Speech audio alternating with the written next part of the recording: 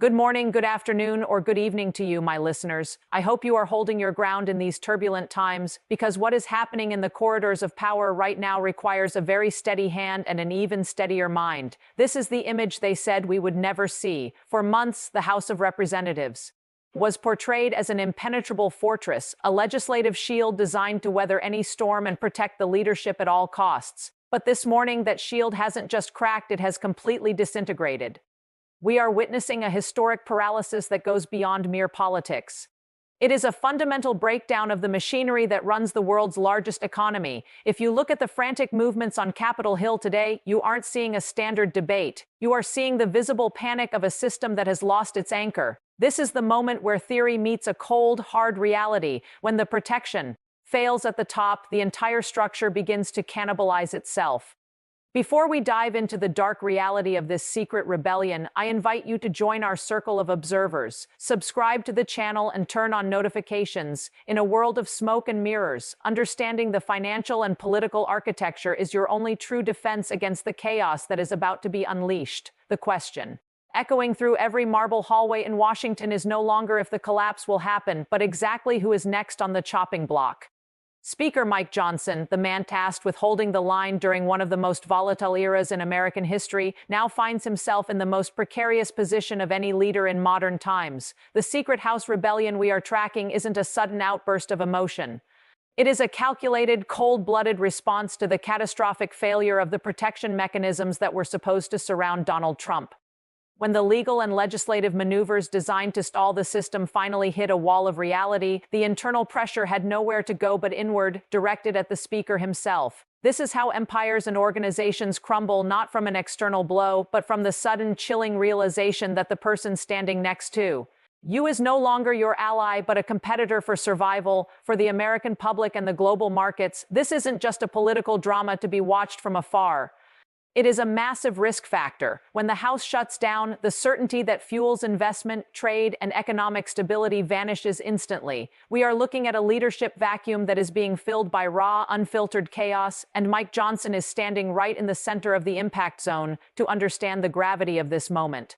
We have to look at the mechanics of the failed shield. For the past year, the strategy was simple: total unity to prevent any legislative or legal breakthrough that could compromise the movement's head. It was a high-stakes gamble that relied on every single member staying in line, regardless of the personal or political cost. But as the pressure from the courts and the shifting public sentiment intensified, the cost of loyalty became too high for many to bear. Machine learning analysis of recent voting patterns and closed-door signatures reveals a terrifying trend for the speaker, a silent migration of support that is happening in the shadows. This isn't a loud, televised protest.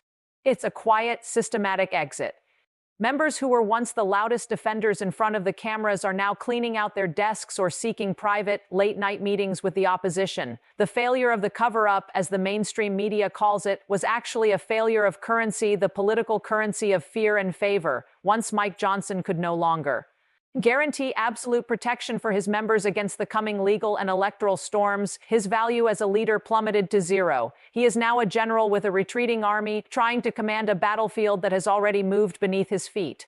The economic implications of this rebellion are staggering and should concern every person with a bank account. Historically, the Speaker of the House is the gatekeeper of the nation's checkbook, the one person who ensures the gears of the federal government remain lubricated with capital. When that gatekeeper loses control, the global markets react with visceral fear. We are already seeing tremors in the bond markets as the prospect of a long-term legislative halt becomes a reality. This isn't just about passing minor bills. It's about the basic, fundamental functions of government that keep the dollar's status as the global reserve currency intact. The secret rebellion is effectively a run on the bank of political power. If Mike Johnson cannot pass a basic rule of procedure, he cannot guarantee a budget. If he cannot guarantee a budget, the United States credit rating becomes a target for downgrade. This is why the global financial elite are watching the speaker's movements with more intensity than a presidential election. They know that a paralyzed House is a paralyzed America. The internal mutiny within the GOP isn't just a fight over ideology.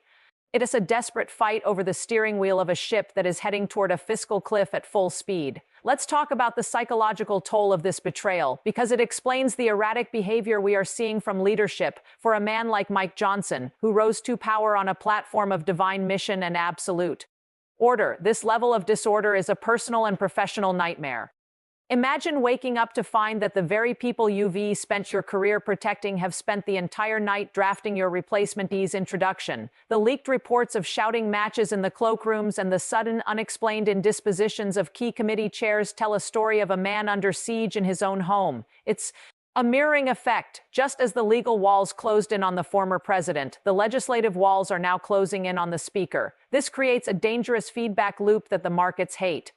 A cornered leader often makes desperate moves: executive overreach, radical alliances, or sudden resignations that leave the entire system in even greater peril. We are monitoring the CA and the Sergeant-at-Arms offices for any unusual activity or security shifts in Washington when the leadership starts losing control of the physical space of the House. The end is usually measured in days, not weeks. The air in the Capitol has become thin, and the oxygen of authority is running out. Why does this matter to you, the viewer, on a personal level?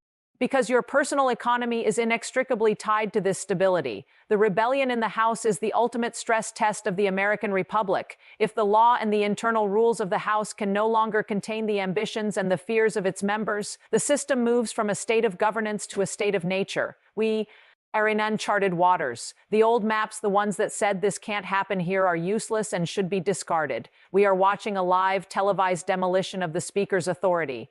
And as that authority crumbles, the vacuum is being filled by the most radical elements of both sides, who see opportunity in the wreckage. This creates a volatility that affects everything from your gas prices to the long-term viability of your retirement fund. The secret rebellion is a symptom of a much deeper rot, a realization that the old ways of protecting the boss no longer work in an era of total digital transparency and instant accountability. Mike Johnson is trying to fight a 21st-century digital mutiny with 19th-century political tools.